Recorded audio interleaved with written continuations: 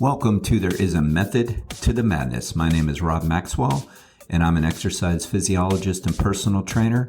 I am the owner of Maxwell's fitness programs, and I've been in business since 1994. The purpose of this podcast is to get to the real deal of what really works, and most importantly, why things work. Hence the name, There Is a Method to the Madness. Before I get to today's show, I want to thank Jonathan and Lynn Gilden of the Gilden Group at Realty Pros. They are committed to providing the highest level of customer service in home sales. Why don't you give them a shout and figure out what your home is worth? 386-451-2412. Hello, everybody. Let's talk about some fitness this morning. Specifically, let's talk about some strength training. I was thinking this morning about frequency with strength training and just how important it is. Not in the sense of more is better, but what a very, very important thing it is to talk about the baseline, to talk about the threshold. So that's what I am going to talk about today. All right. So let me back up just for a second and talk briefly about what the acute program variables are for strength training. The acute program variables are all of the different things that we need to put together to have a successful workout program, and frequency happens to be one of them. The American College of Sports Medicine and some other organizations uses the FIT acronym to help us with that, which is FITT. And they've added some letters, which I will talk about. But the FITT acronym stands for frequency, intensity, time, and type. So that helps us with the acute program variables to get an idea of how to structure any kind of exercise. And today specifically, we are talking about strength training. So as you see, frequency is the first one. And I would say it's the most important because if we don't meet the minimal there, we're not going to get any benefits and none of the others matter at all. The second letter is I, intensity. And in regards to strength training, what that really means is how close you get to muscular failure, or what is called volitional fatigue, which are both essentially the same thing. Failure means that literally during your set, you can't move the load anymore. Volitional fatigue means that you can complete the rep you're on, but you will not be able to complete another rep afterwards. They're both basically the same thing. That's the true way to measure intensity in strength training. In other words, how hard. Some people will use load as the intensity. For example, they might say that 75% of the 1 rep max is going to be the intensity that we use. So that would be the load. And that's okay, but that doesn't really change the intensity by itself, does it? Like, let's say 75% of 100 pounds is 75. Well, you might be able to move that 1 time or 20 times. And obviously, moving that same load 20 times versus 1 is more intense. So I don't agree when some people, some experts, say use load, because it's really not true. So intensity comes back to how close you get to hitting volitional fatigue or muscular failure. Time for strength training is going to be volume, which is going to be the amount of exercises, the amount of sets, and the amount of repetitions. That would be all the volume. In other words, the how much. The frequency is how often, the intensity is how hard, and the time or volume is how much. And then finally, the last T, type, stands for type, which means mode, which means what are you going to do to get there? So in other words, are you going to use body weight exercises, or I should say, should you use selectorized machines? Should you use free weights? I mean, the answer to that is you should really use all of it, or you should use what you have accessible to you. All right. So that one's kind of like the easiest one. So we're talking about frequency, and without frequency, the other ones don't matter, right? So let me talk to you about what the research says about frequency. Now, the experts, which, I tend to follow, like the people that have done the studies, what we know about strength training, they talk about how many times per week each muscle group needs to be trained. That doesn't mean they're advocating for a split routine, which means that you're doing different muscle groups or different exercises per day, and then on another day doing different muscle groups or different exercises. No, they're not advocating that. What's kind of cool is they're like, we don't care. Like, frequency is frequency. As far as split routine versus full body or doing all of your exercise or your strength exercise at one time is concerned, that's all a matter of the volume. That's like, how many exercises are you doing really? And that's a whole nother topic. But frequency doesn't get into that. What we do know is each major muscle group, and there are 11 major muscle groups, need to be trained 2 to 3 times per week. End of story. 2 to 3 times per week, with the mode or median being 2 times. So that means you can do 2 full body strength training sessions per week, and you're doing what you need to do. Or you can train 6 days per week, splitting up your body, doing each major muscle group 2 times per week. It really doesn't matter. Like, one isn't better than the other. I don't care what your influencers tell you. That is a matter of style and what you like to do. I own a gym, and I also have a small home gym. So I have access to weight training, and I like to weight train. So oftentimes I will split it up for time considerations. My personal workouts are pretty brief. They are not long. So I will split it up oftentimes, not because it's better, but because I have access to it and I am here anyway. And if I have a little break in the day where I'm not training a client, or I'm not working on an email, or I'm not making a podcast, or I'm not doing any of the other duties I have, or even if I do, sometimes I'd rather just take 20 minutes and do a workout, do some strength training. So I will split it up, not because it's better. We need to understand that. But we also have to understand the main point of this podcast. If we don't hit the frequency of 2 times per week each muscle group. So let's just keep it simple, stupid. 2 full body workouts per week. We are not getting the benefits to get any better. Okay? I'm going to break it down for you what the research says. Here's what it says. Let's say you have a frequency of 1 time per week. You hit 1 workout per week. Research shows that's enough to maintain after you have built your fitness. You can maintain that for maybe a couple of months. You can hit it 1 time per week. You're not going to slide too far backwards in a couple months. That's great. That's what we know about a frequency of 1 time per week.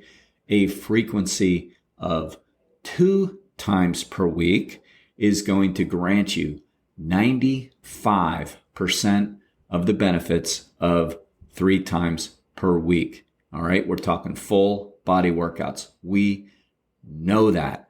Okay. 2 seems to be the real magic number. All right. 3 times per week. Now we're talking strength training. 3 times per week gives you maximal benefit for most people, but only 5% better than 2 times per week. Okay?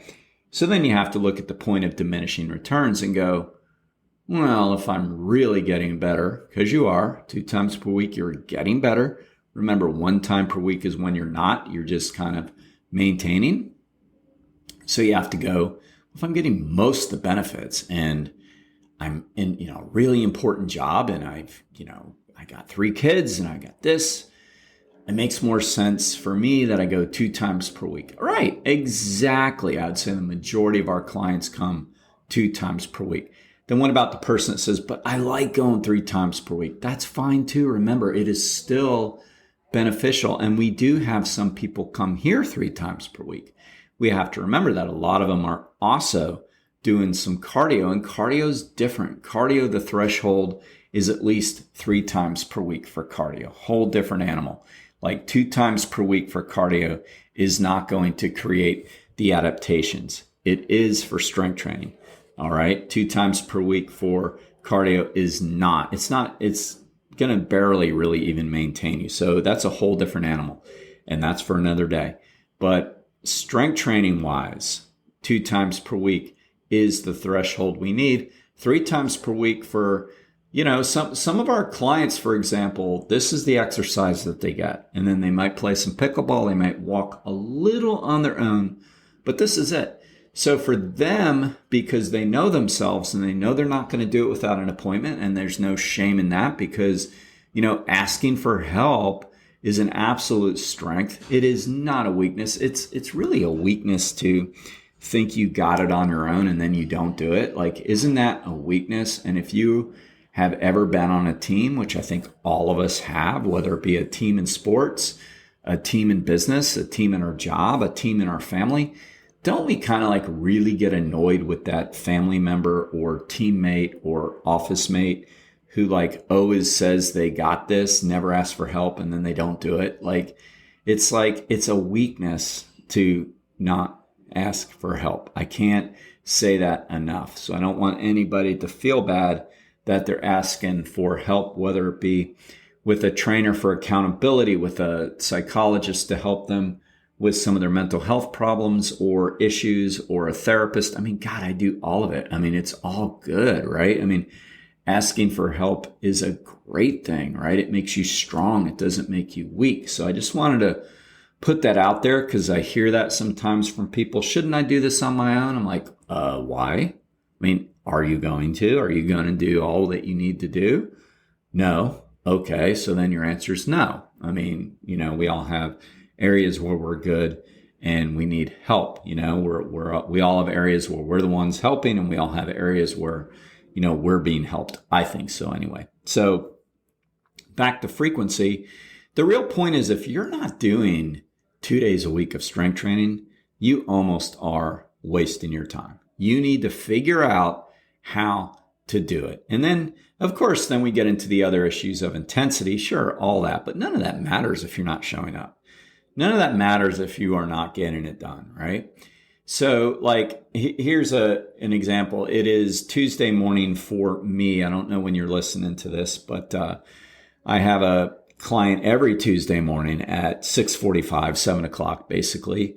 And they've been coming to me. They might be the longest ones on the schedule now. They might be the longest ones going right now. They go back well over 20 something years. When I was in the flying, I know that they were coming then. That's when they started, actually. So probably around 96. Jeez, God, I've been doing this a long time. So so they've been coming back that long. So early on, he came by himself twice a week because he, really needed to get back in shape. He was in dire straits. And then after a while, he's a fit, pretty strong guy. He needed some help. After a while, he started bringing his spouse, and he likes to go to the gym. So what he decided for him was he was going to come to me 1 time a week to get an extra push, which he does for sure.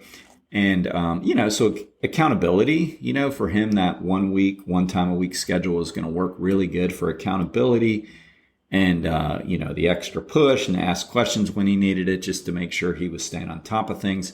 And then he was going to hit the gym at least one other time. And he said preferably a third time. Now, that works fine. You know why? Because he does it. Since I've known him, he has gone to, and now his spouse goes to a second gym. They move their second gym around quite a bit, whatever, who cares, right? I mean, to me, I look at most of the gyms as like equipment rental places, right? I mean, that's what we're using them for. And if they have nice equipment, then decent hours and price, I suppose. I don't think he cares much about that, but whatever, he wants the equipment, but it works. So, when I say you got to work out 2 times per week, it's not like, with your trainer. I mean, that's great. Some people are not going to do it like him on their own, but you just got to get it in 2 times per week, man. You just have to. I mean, strength training is so important. I mean, it is so critical. I have a friend who is deep into triathlon. She's really competitive and she's biking 50-something miles on her long day. She's running 11 to 13 miles on her long day. She's swimming 3 times per week, one of them in the ocean, and then running track and doing all these things. So her schedule is already full. Yet she does not skip her strength training 2 times per week. I think she does it on Mondays and Wednesdays. Does not skip because it is so important. She understands that this is the way to keep the skeleton strong, to keep the muscles on the body. Because as we age, we lose muscle. And cardio does not maintain the muscle. If we do too much cardio, it actually eats the muscle. I'm not saying I'm against cardio. I love cardio. I ran this morning. I ran most mornings in the week.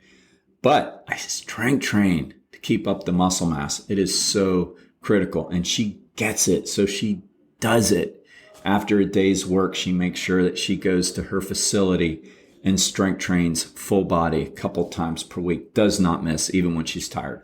So we have to make it work. If we travel a lot, we've still got to do it. Because I'm going to leave you with this very startling fact. We begin to atrophy after 96 hours.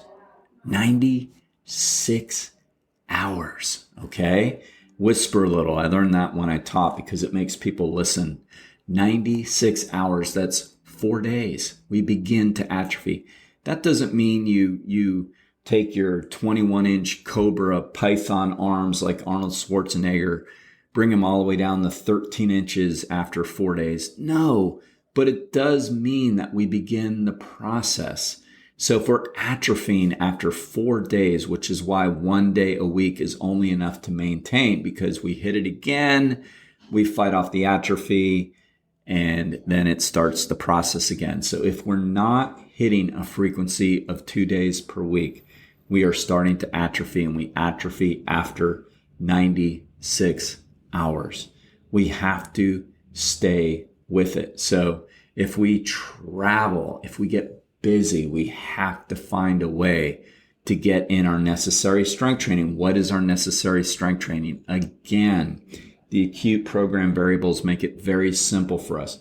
All the major muscle groups, so your thighs, your torso, your arms, your shoulders, your core need to be trained every 2 to 3 days per week. Have to, or they're going to atrophy. How are you going to make that happen? Out of all the acute program variables, if we don't get the first one, the frequency, there is no way we're getting the other 3. Thank you for listening to today's program. I ask you to please follow the show wherever you get your podcasts, and please select automatic download because that really helps the show. Now I want to thank Overhead Door of Daytona Beach, the area's premier garage door company. They have the best product. They have the best service. I personally vouch for Jeff and Zach Hawk, the owners. They are great people with a great company. If you have any garage door needs, please give them a shout at 386-222-3165.